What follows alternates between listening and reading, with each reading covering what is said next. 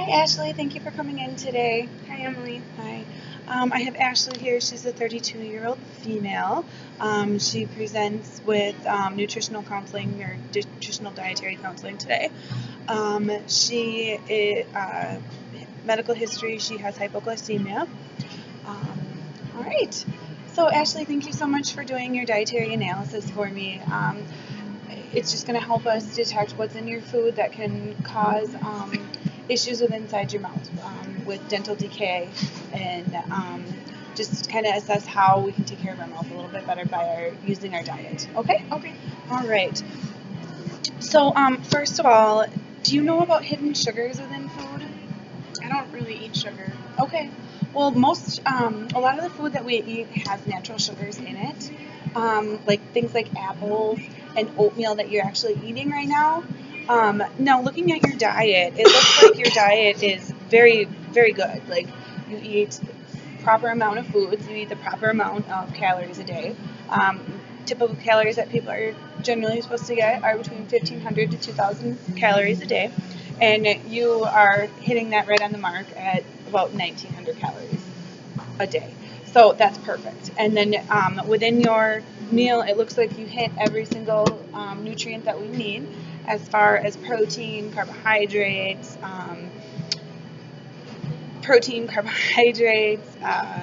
all of that stuff, your veggies, your fruits, your fats, your oils, all of that you're meeting. Now, it didn't say in here, how many glasses of water do you have a day? I try to drink as much water as I can, but I'm a dental hygiene student, so I go, 4 or 5 hours a few days a week without getting much water in. It's been really tough for me, and then once I don't drink the water for a few hours, I'll forget to make up for it when I get home.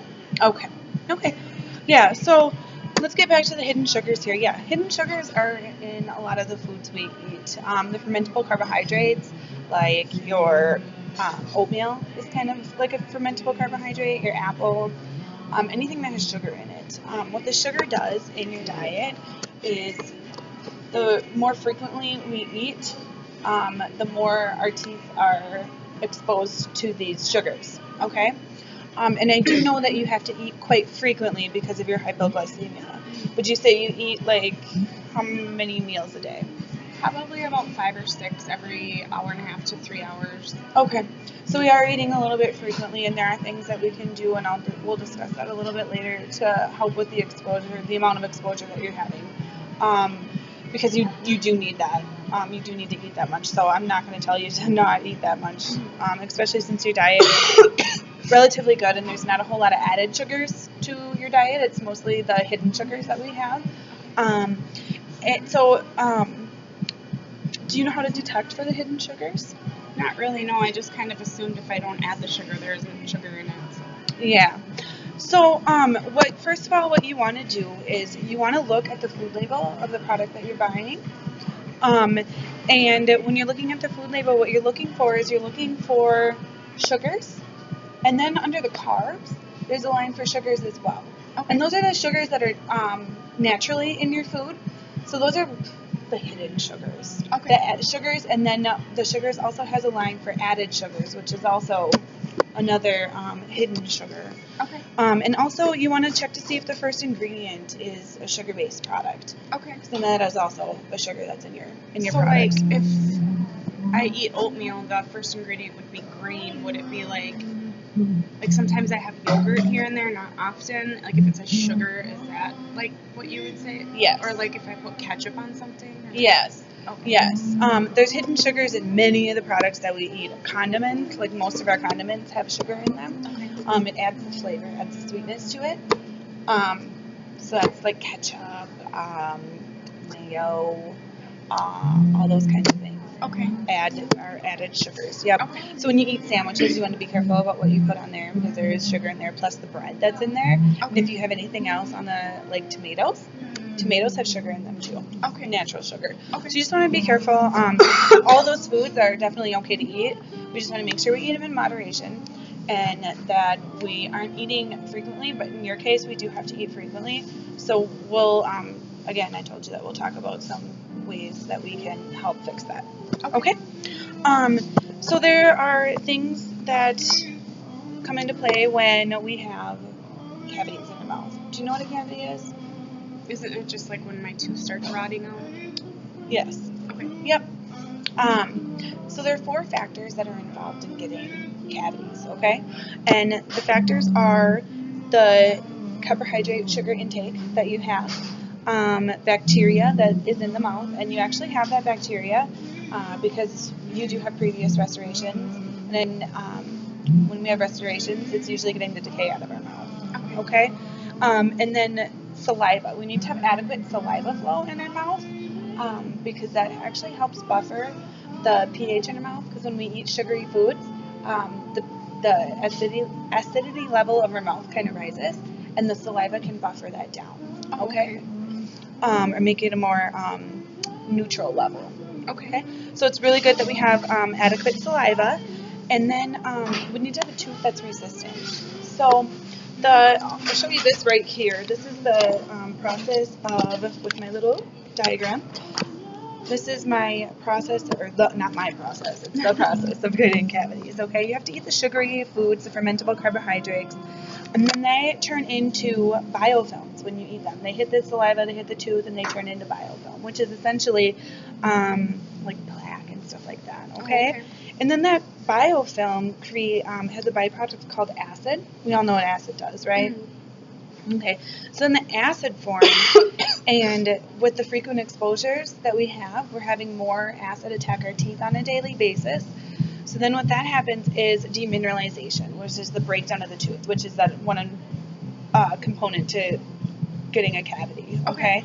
Is the breakdown of the tooth, and then the cavity is formed, along with the right bacteria. So what do I do if I can't stop eating these foods? Like, what am I supposed to do? So to prevent this? What I think is, or we can talk about it a little bit, is are you able to use like a mouth rinse that has fluoride in it?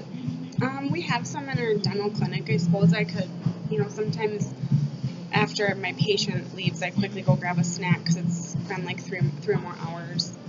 But I never think about really rinsing my mouth, and I don't really have time to drink water, so I suppose I could do that more often. Is there a way that you could sip water between your meals? I mean, yeah, I definitely need to get more water, and I should start trying to bring a water bottle or something. Yeah, I think that would be a good idea. Because even if we aren't able to get to like a fluoride base, or since we do have to eat frequently, getting that water in our system, kind of flushing the mouth of the byproduct of the sugar and stuff, getting it out of our mouth faster, can help out with that as well. Okay.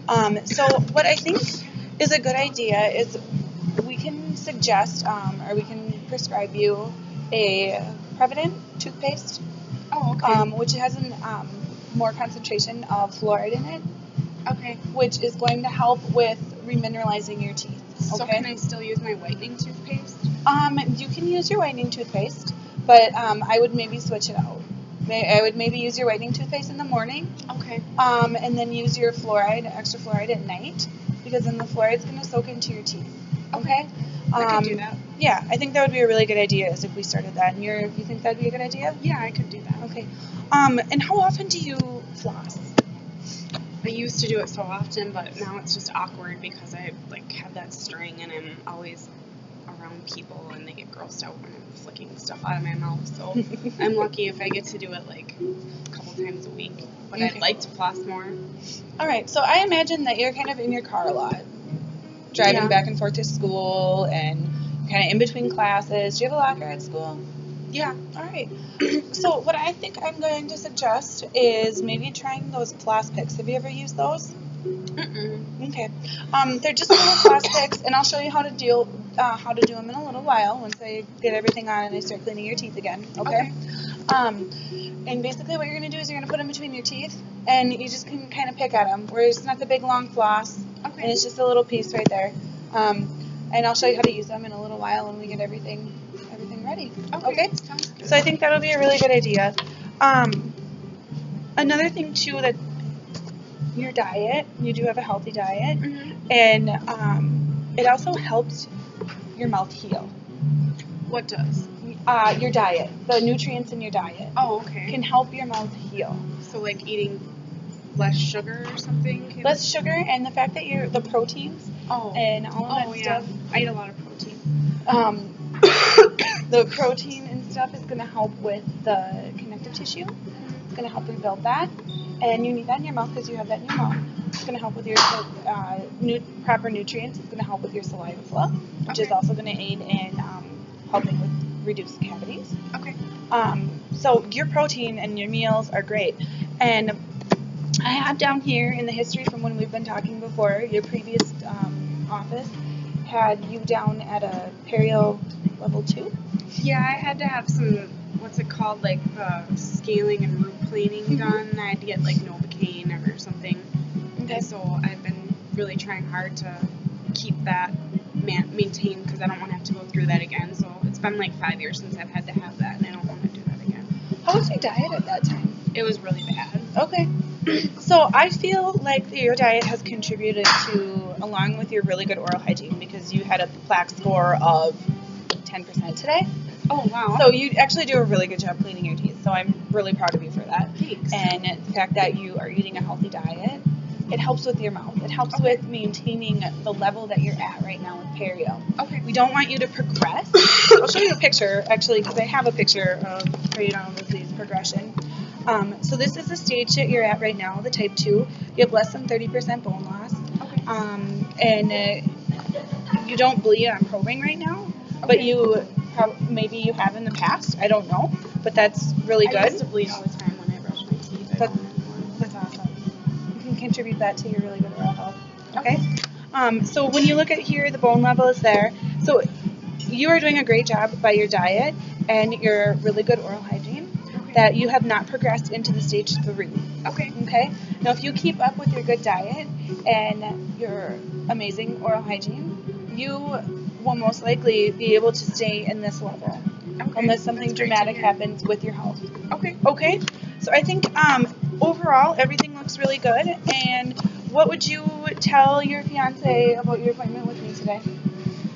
I guess I would let him know that a lot of the foods that we're eating, even though we call them clean foods, do have sugar in them, and that we just need to be a little bit more conscientious of like our oral care between meals, because he and I both hate fillings. We're deathly afraid of them. And I actually have like some tooth pain right now that I told you about, and I'm hoping it's not a cavity or anything because I've been taking really good care of my teeth. So I need to tell him about that because he always is complaining that his teeth kind of hurt too. So he probably doesn't know that this stuff is. Yeah, it's really important that we do that, and the frequency of your meals can add to the amount of decay as well. Yeah. So I know we really can't do a whole lot about that, but I think like we had talked about and we discussed that we're going to try to drink more water in between meals, and I'm going to have my doctor prescribe you the Prevident toothpaste that you can use at night to help remineralize your teeth after all the frequent eating throughout the day. Okay.